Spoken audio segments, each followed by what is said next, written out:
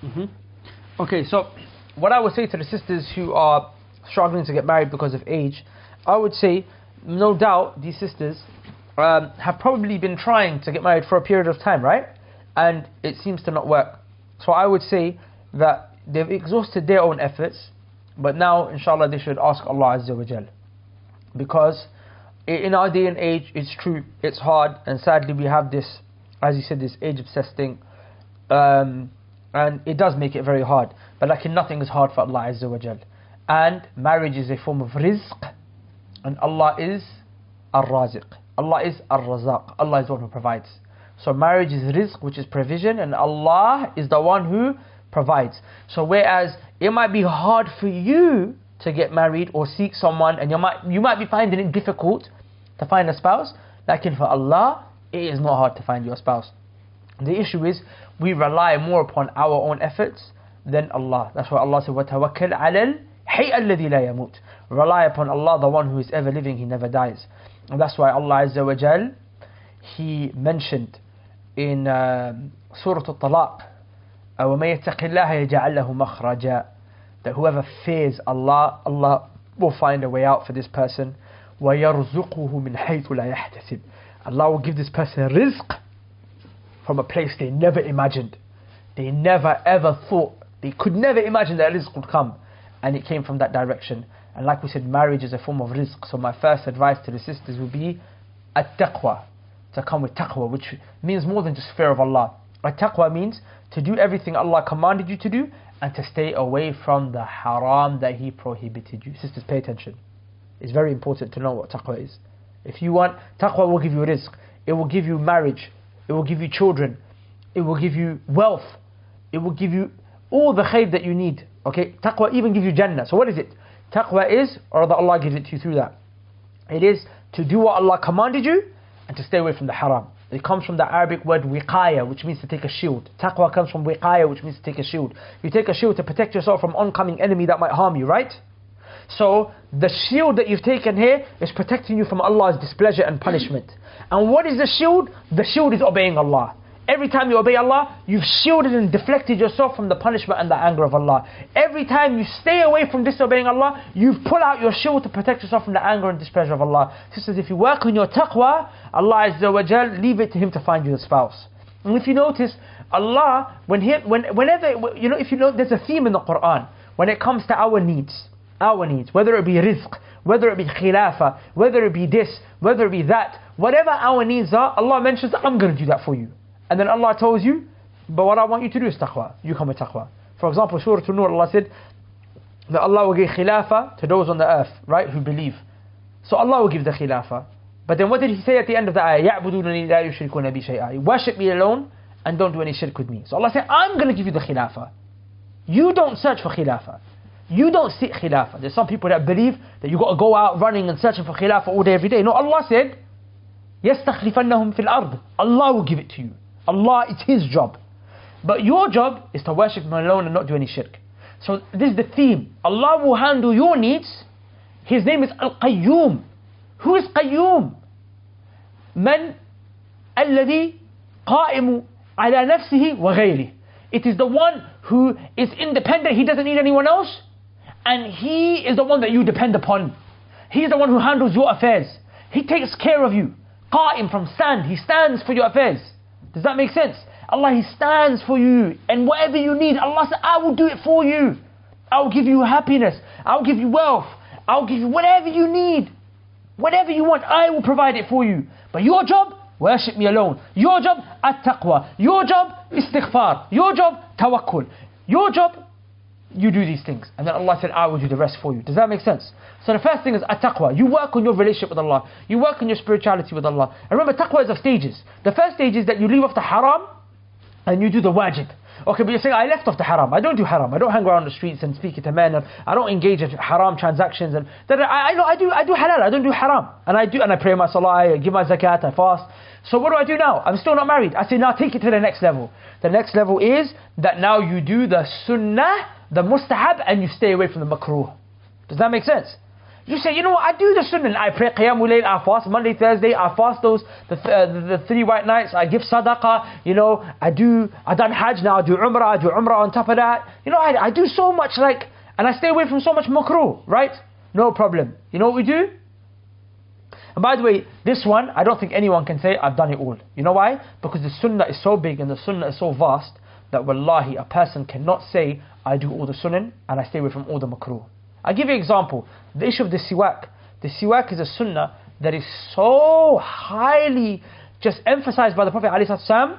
It's so highly emphasized that, you know, abandoning it, sometimes doing it brings so much khair in your life. I'll give you an example. There was an army of Muslims that were fighting and they were losing against the disbelievers, and they said, why is it that we're losing, right? And one of them realized, they said, we're not implementing the sunnah of siwak.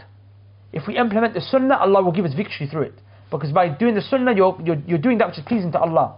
So what happened is the Muslims, they started to break off the branches from the trees and they started to clean their teeth. The other army thought that the Muslims were sharpening their teeth because they were going to eat them. So they got so scared they ran away. And Allah gave them victory from the siwak. These are true things, sisters. So now imagine, siwak, as a sunnah, are we doing it? So many sunnah, wallahi, so many sunnah that we're not doing. So much makruh that we still do. Increase that, you will become closer to Allah Azza wa Jal. Does that make sense? Look what the Prophet said in another hadith where Allah Azza wa Jal said, yeah? ما تقرب إلي عبدي بشيء أحب إلي مما افترضت عليه. That my slave does not come close to me, doesn't become beloved to me with anything other than the obligatory actions. وما يزال عبدي يتقرب إلي بالنوافل حتى أحبه. And my slave then on top of that doesn't start doing the nafil. He starts doing the sunnah. She starts doing the sunnah, the voluntary things, the mustahab things, the recommended things, the voluntary things. And then I start to love him. Then I start to love her. And to the end of the hadith where Allah Azza wa Jal said, He said, if he was to make dua, if she was to make dua for anything, I'll give it to her. Does that make sense? So taqwa, fix it up, go for the levels of the makruh, stay away from it. The mustahab, do it. The sunnah, recommended, voluntary, do it. That's what mustahab means.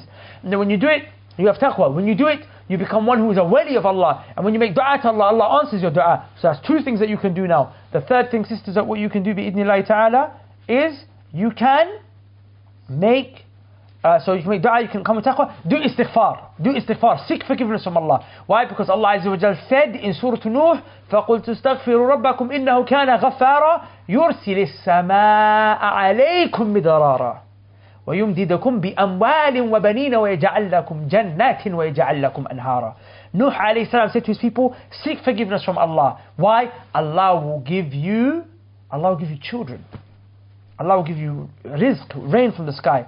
Now, can I ask you a question? Can you have children without getting married? Can you? So if Allah is going to give you children, He's not going to give you a husband then? Huh? He would, right? Inshallah ta'ala. So these are 3 things that you can do bi'idhnillahi ta'ala. And if you come with at-taqwa, then you're close to Allah, and now you can make dua, and Allah accepts the dua. And of course Allah accepts your dua anyway, even if Allah even sometimes accepts the dua of the disbeliever. But it's just that the likelihood of your dua being accepted is even more now. Number 3 is seek forgiveness for the sins that you might have come with. Does that make sense? And no one here is sinless. None of us are. The Prophet ﷺ was sinless, and even he used to seek forgiveness 100 times a day. So of course us, I think we can seek forgiveness. And there's many other things that we can do as well, but I think instead of making it long, I can give you these 3 actionable things. At-taqwa, which means to come with the obedience and stay away from the disobedience. And the obedience has levels. There's the obligatory and the voluntary, the mustahab, the sunnah. And the disobedience has levels. There's the haram and then there's the makruh, which is the disliked. Perfect that, inshallah ta'ala. And when you perfect that, you become one who is close to Allah. You become a wali of Allah based on the hadith that I mentioned after. And then when you make dua, Allah accepts your dua. So then you make dua, you beg Allah, Allah please, find me a righteous spouse. And number 3, istighfar. Wallahu a'la wa a'lam. Yo, what's going on, bro? Yeah, I got the thing. What? How much is in there? 20 mil. You being serious? Yeah, hold that. It's yours now.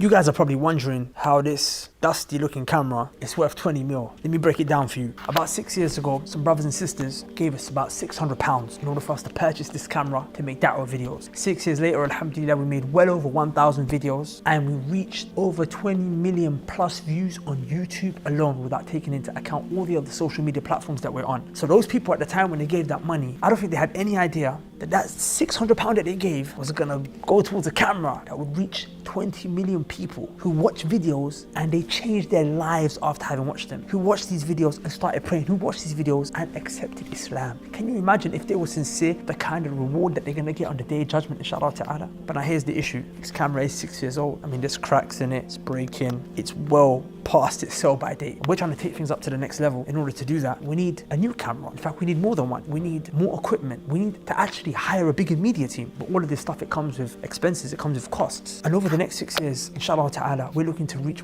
well over 20 million people. Now look, I'm gonna be direct with you. I'm about to ask you for some money to put towards the da'wah for the sake of Allah. But before I do that, I wanna tell you some figures, some statistics to show you the kind of reward that you might be looking at, inshallah, if you come with sincerity and the donation. Just take a look at the kind of numbers we have over the last 90 days. Over the last 90 days, we received over 1.4 million views on our YouTube channel alone. That's 466,000 views every 30 days. That's 15,555 views per day. That's right. You could be in your sleep, sleeping 6, 7, 8 hours a day, however much you sleep, and just earning a reward, inshallah ta'ala. Why? Because you gave a bit of money that went towards a very big project. Now, with that 15,000 odd views a day, if you average that out across 6 years, which is the lifespan of this camera, do you know how much reward that is, inshallah? That's 34,065,450 views. I don't know about you, but that kind of reward, I need that in my life.